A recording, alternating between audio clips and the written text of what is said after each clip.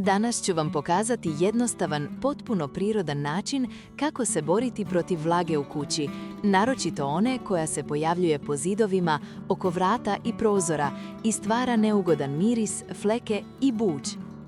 A vi, dragi prijatelji, ako još niste, pretplatite se na naš kanal i uključite zvonce. Hvala vam na tome. Vlaga u domu nije samo estetski problem.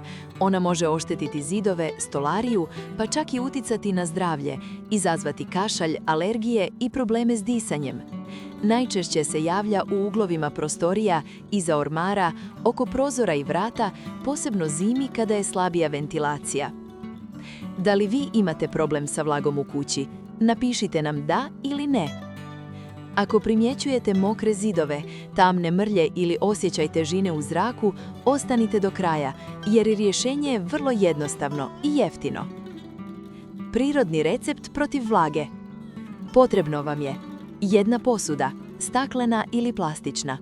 U posudu sipajte 1 kašiku krupne soli ili morska so. Dodajte kašiku sode bikarbone i nekoliko zrna riže.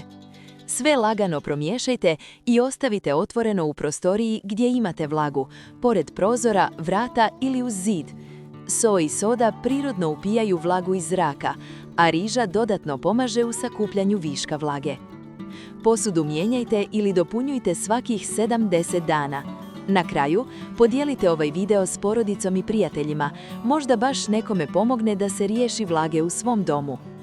Ako vam se sviđaju prirodni savjeti za kuću, vrt i zdravlje, pretplatite se na kanal, uključite zvonce da ne propustite nove videe.